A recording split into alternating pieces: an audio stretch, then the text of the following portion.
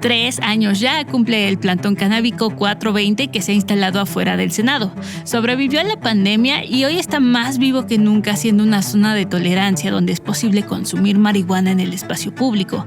Y no solo eso, sino hacerlo frente a los legisladores. Y a pesar de que se ha convertido en un espacio educativo, cultural y recreativo, la iniciativa de ley que venían a apoyar desde que se instalaron sigue congelada.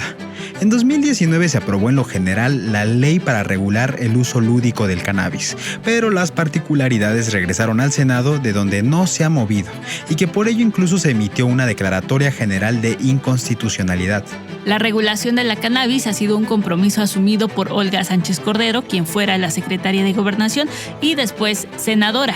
Incluso el cambio de paradigma en la prohibición de las drogas era uno de los puntos contemplados en el Plan Nacional de la Paz y Seguridad 2018-2024 del presidente, pero nada ha pasado, o no mucho, pues. En 2021 se reglamentó el acceso a la marihuana con fines medicinales. Sin embargo, sus usuarios lamentan que hay discordancias entre la COFEPRIS y otras instancias que hacen que realmente no se esté llevando a cabo. Por ejemplo, el CBD está permitido, pero el tetrahidrocannabinol, el THC, uno de los compuestos de la marihuana que produce efectos psicotrópicos y que también ha probado tener efectos medicinales sobre algunos pacientes, no está permitido.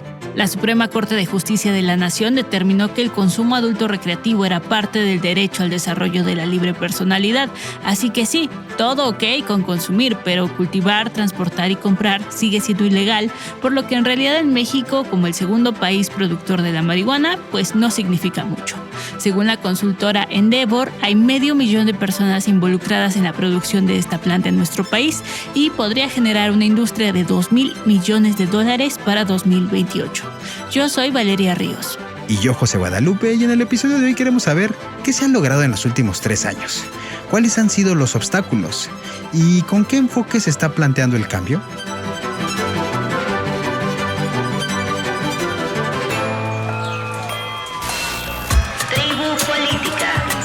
Tu podcast diario para entender las noticias.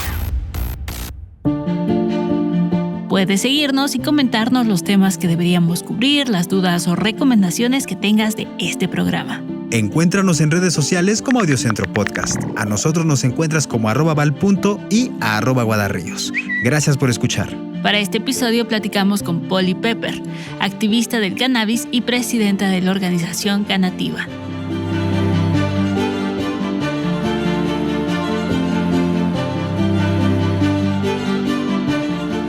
¿Qué tal, Poli? Bienvenida a Tribu Política y gracias por participar con nosotros hoy para platicar sobre este panorama de la regulación de cannabis en México que parece estar a la deriva de un cambio en lo inmediato. ¿Cómo estamos en ese panorama? ¿Por qué la ley de cannabis está en la congeladora? Así es, infelizmente la ley de cannabis no solo está en la congeladora en este momento, sino a lo largo de sus distintas etapas, lo que más se ha mostrado al respecto de esa ley y que me parece que es una de las principales razones por la cual sigue en la congeladora, es la profunda y absoluta falta de voluntad política, cierto, de si bien no todas las personas que tienen a su cargo esta labor y mayormente las que no nos representan, hay una falta de voluntad política profunda de que exista una ley de cannabis en México que incluya la producción nacional o que rebase el ámbito de lo que sería el cannabis terapéutico o medicinal, que es la única ley con la que México cuenta y que es, y no está por demás decirlo, una ley profundamente elitista. Vemos que al final de cuentas esto ha generado mucha confusión para los consumidores y el mercado, ¿no?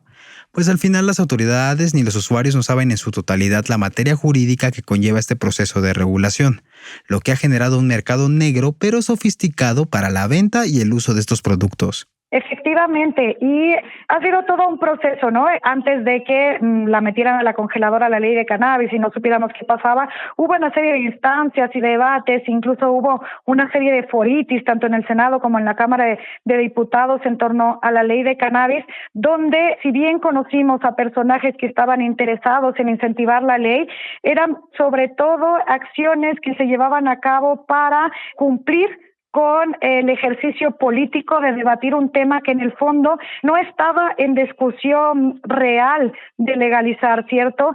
Tan la discusión no era real y tanta la falta de voluntad política que ocurrió lo que cosas sin precedentes históricos como llegar al plazo después de años de debatir, después de todo el ejercicio legal que pasa por las diferentes cámaras, etcétera, hasta llegar hasta estar la ley a pasar de los senadores hacia el presidente, que simplemente hubo una omisión de la información, ni se publicó la ley, pero tampoco salieron a pedir un plazo, ¿no? Entonces eso, que además no tiene precedentes históricos, o que había ocurrido una vez en México, me parece, con una ley que tenía que ver con comunicación o algo así, eso lo que muestra sobre todo es que a la autoridad, a los encargados de realizar esta ley, que estarían poniendo un marco legislativo para lo que la sociedad ya hace y ya demanda, no solo no tienen voluntad política de hacerla, sino también tienen ese grado de cinismo, ¿verdad?, de pasar por encima de toda la sociedad civil, hacer todo el teatro, de pasar años discutiéndolo para llegar a algún último punto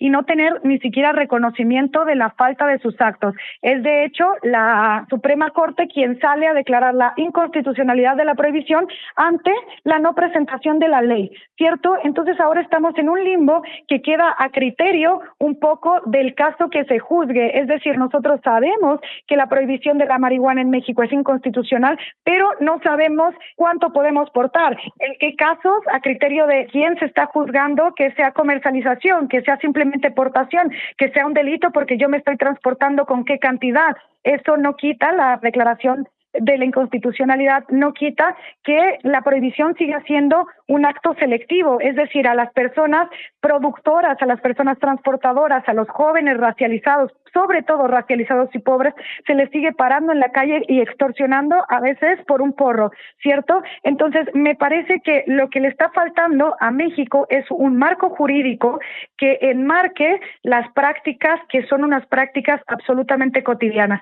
Y eso lo podemos ver en las redes, como bien dices, pero antes de eso, si hacemos un ejercicio, ¿verdad?, de realidad y de contexto histórico, nosotros, México es un país productor de marihuana y hace aproximadamente 25 años por lo menos que México se posiciona como uno de los países entre los 10 mayores productores de marihuana en el mundo. Eso quiere decir que no se puede tapar el sol con un dedo. Somos un país que produce marihuana en grandes cantidades y que eso asociado a otros cultivos ilícitos y a trasiego de otras sustancias y productos genera un narcoestado. Y un narcoestado que es cómplice absoluto y reproductor de un sistema que hace que la prohibición siga alimentándose, ¿cierto? En tanto que México no se reconozca como un narcoestado que es, en cuanto no se reconozca esa complicidad de las autoridades con ese otro estado paralelo con que se actúa y se reproduce en complicidad esta prohibición, va a ser muy difícil, ¿cierto?, que se lleve a los niveles de lo cotidiano. Hoy por hoy es más fácil conseguir, no marihuana, cualquier tipo de sustancia prohibida en las redes sociales.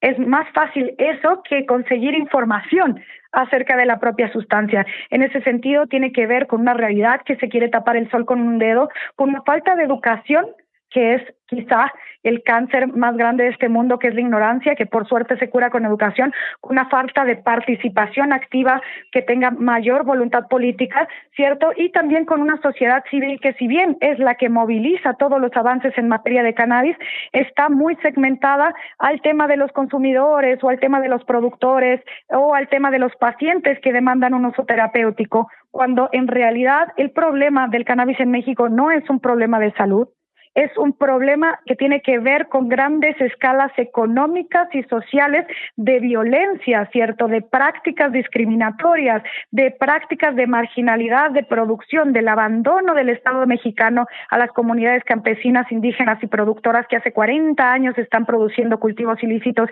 y que hoy por hoy tienen que cultivar marihuana y amapola porque el maíz no les da más. Entonces, es un problema que va más allá del campo de nosotros, cultivadores, consumidores, pacientes medicinales y marihuanos por convicción. Es un problema que tiene que ver con las estructuras del Estado y el abandono profundo de ese Estado a el campo mexicano, ¿cierto? Es allí donde se producen las toneladas que se mueven todos los días por el país y para afuera. Claro que es mucho más fácil conseguirte tu porro por redes sociales cuando es un país donde la impunidad y el narcoestado es una autoridad paralela, cómplice del Estado que controla todo, que en cuanto no empecemos a discutir, ¿verdad? Y poner las cartas sobre la mesa que México es un país productor de marihuana, hasta parece una cosa hipócrita, ¿no? Siendo uno de los mayores productores de marihuana en el mundo, no podemos producir legal. No podemos fumar un porro en la calle, no podemos comercializar nuestros propios productos, ¿cierto? No tenemos un marco legislativo que le permita a México capitalizar una producción de marihuana masiva que ya tiene en un marco jurídico que pueda repartir esa abundancia económica sobre toda la estructura de producción y atender a la justicia social. ¿A quiénes son las personas que producen el porro que yo me fumo? Es ahí donde empieza la cuestión, me parece. Resulta interesante que pese a que el consumo no está regulado en su totalidad en la Ciudad de México, el gobierno capitalino ha tomado una actitud pasiva ante la instalación del campamento canábico. Como te mencionábamos, hay uno afuera del Senado, pero también existen 2 puntos de tolerancia más. Uno está fuera de la Suprema Corte de Justicia de la Nación y otro afuera de la Secretaría de Salud. Son espacios que, aunque no están permitidos legalmente como zonas de tolerancia, los colectivos canábicos han tomado ciertos puntos de la capital mediante amparos para hacer el llamado a las autoridades a regularla, y donde se brindan informes sobre su uso sin realizar la distribución del producto. Pero ¿por qué en la capital del país existen puntos en donde no se reprime esto? En 2021, al ser cuestionada sobre la resolución de la Suprema Corte, la jefa de gobierno, Claudia Sheinbaum, aseguró que sus políticas públicas no están encaminadas a perseguir al consumidor canábico, sino a los generadores de violencia por su distribución. Lo que me parece más importante, y creo que es el tema central, es no criminalizar a los jóvenes que consumen, sino finalmente lo que no estamos de acuerdo es la violencia que se genera alrededor de la venta de droga o de la venta de productos ilegales. Este es, digamos, el tema central. Por eso inclusive nosotros a la estrategia de seguridad no la orientamos justamente el ataque al narcotráfico, sino más bien a los generadores de violencia en la ciudad. Y dejar de criminalizar a los jóvenes frente a este consumo, pues me parece que es algo importante.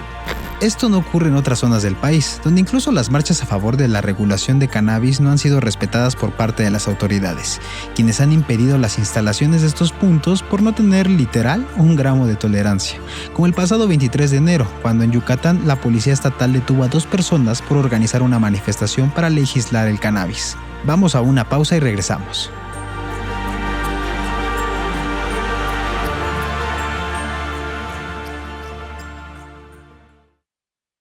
Estamos de regreso con Polly Pepper, presidenta de Canativa. Polly, ¿qué pasaría si se regula el uso de la marihuana en nuestro país bajo el contexto en el que ahora vivimos? ¿Ya no estaríamos percibiendo un avance al combate al narcotráfico o es que los responsables de estos ilícitos ya rebasaron la venta de la marihuana y al final no habría un cambio significativo? ¿O cómo sería este proceso de cambio? Pues mira, como en todos los ejemplos del mundo que tenemos, la regulación es apenas el comienzo de un proceso, que es un proceso social, es un proceso político, es un proceso económico y que toma un tiempo, ¿cierto? Muchas veces el argumento, que es también un argumento prohibicionista, es como, imagínate qué va a pasar si legalizamos la marihuana en México con lo narco que es, nos van a matar a todos. Y bueno, yo quisiera atender al caso de Colombia, el mayor narcoestado durante los años 90 y esa época justamente de Colombia de la bonanza marimbera, ¿no? Los marimberos son aquellas personas que hacen la marimba, que hacen el trabajo de cultivar la marihuana en las montañas y el trasiego de sacarlas de allí, ¿no? Siendo Colombia la bonanza marimbera en los años 80, 90 y alcanzando su mayor época, todavía no conocemos un Estado-nación que tenga una violencia política asociada al grado que Colombia llegó. Desde el 2016, Colombia tiene un marco regulatorio para la marihuana. Y si bien hay cosas que funcionan y que cosas que no funcionan, como hay que decirlo también en todas las leyes, hay vacíos que no atendieron, hay comunidades pobladoras indígenas productoras que se quedaron totalmente desprotegidas fuera de las ventajas de esa ley. Hay un montón de vacíos, hay un montón de faltantes, hay un montón de cosas que no están funcionando bien con esa ley, ni con todas las de cannabis en el mundo. Todos los ejercicios regulatorios de cannabis en el mundo tienen faltantes, tienen omisiones, tienen problemas, porque precisamente la ley es apenas el primer paso para cambiar todo un paradigma, que es el paradigma de la prohibición que hemos mamado literalmente durante 80 años, que se reproduce desde nuestras venas, en nuestros tuétanos, que tiene que ver con la manera en la que nosotros percibimos al mundo y a los cultivos ilícitos, ¿cierto? Entonces, si bien todos los ejercicios serán incompletos, es necesario dar el primer marco jurídico, que es tener una ley de cannabis, que sea lo cual sea la ley de cannabis en México, va a ser un pequeño gran avance que va a ser incompleto y que vamos a tener que seguir luchando no por la ley, sino por todos los errores que la ley traiga consigo, ¿cierto? Pero ese paso, ese primer punto de arranque, precisa de un dispositivo de seguridad jurídica, porque las personas productoras, las personas consumidoras, las personas vendedoras, precisamos un marco jurídico para movernos con seguridad, para una práctica que solo necesita una reglamentación, que es una práctica cotidiana que todos estamos haciendo, ¿cierto? Entonces, ¿cuál es el miedo de México? ¿Cuáles son los contras? ¿Cuáles son los argumentos del por qué no sale la ley de cannabis? Y es lidiar con ese ente que es el narco. Y bueno, yo ahí apelo al sentido de quizá esto que llamamos el narco mexicano es la empresa multinacional más exitosa de México.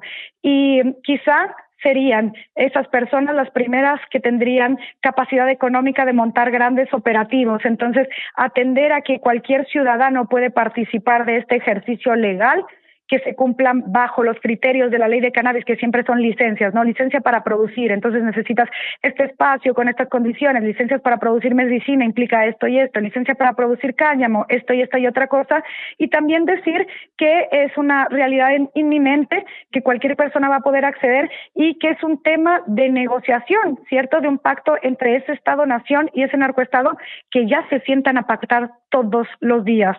Sería un ejercicio de hacer lo mismo que ya se hace, pero poniéndole un marco jurídico. Y también decir que el marco jurídico, la ley de cannabis, no acaba ni acabó en ningún país con el mercado negro.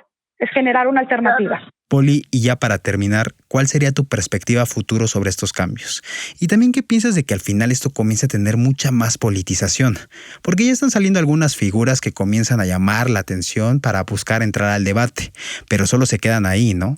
En la promesa, y al final ellos obtienen los votos de un sector de la población.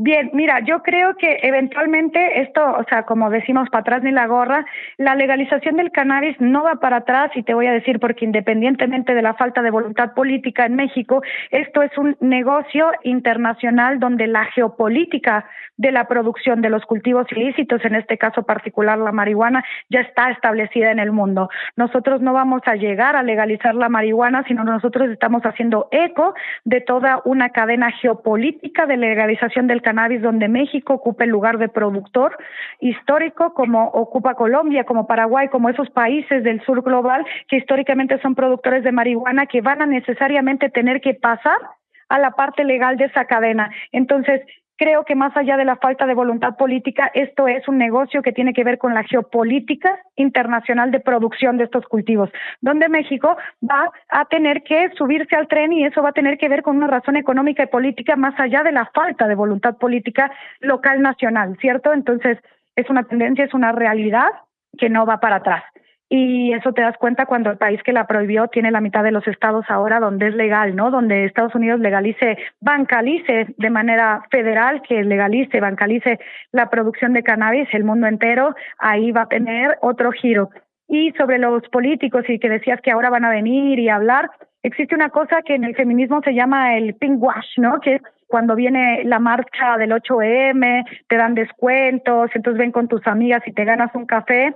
Esto es a lo que yo le llamo el greenwash en la marihuana. Evidentemente, en la próxima campaña electoral se va a hablar de la ley de marihuana, evidentemente se va a capitalizar políticamente como se capitalizan todos los temas en agenda que tenemos pendientes, y de eso a que se concrete depende no solo de ese lado, sino cuál es el poder de la sociedad civil que tiene para hacer una presión para que esas palabras realmente se ejecuten. Y confío también en el poder de la sociedad civil en México, que es hasta hoy la única que ha hecho que se movilice la ley de cannabis, que se generen los espacios que se han generado, que se generen esos vacíos legales, que se generen las autorizaciones sanitarias, los amparos para el cultivo como el que yo tengo, por ejemplo.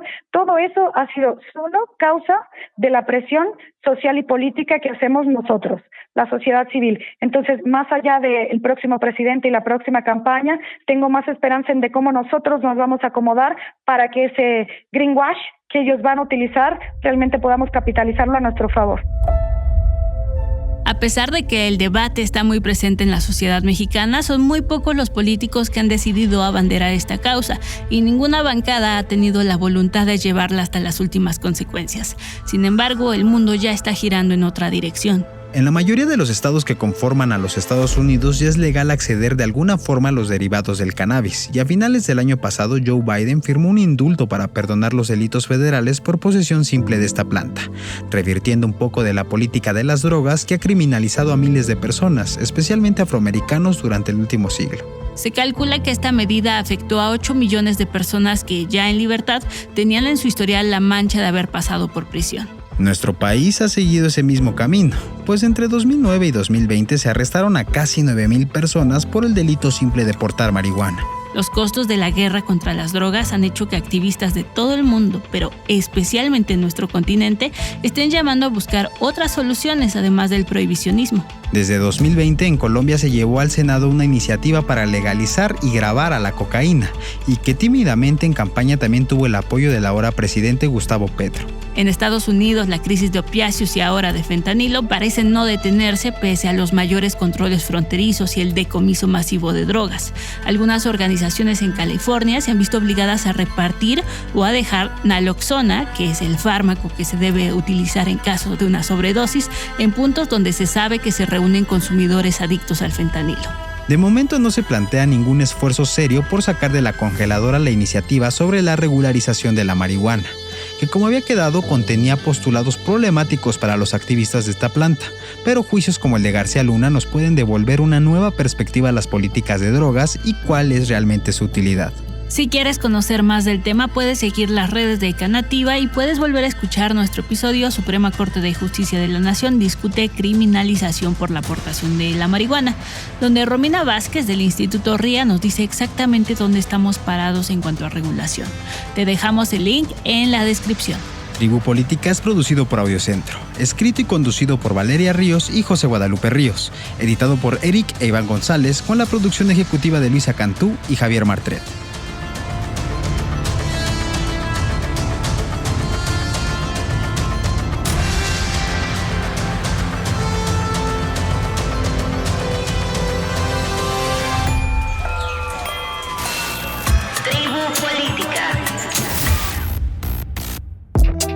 Audiocentro.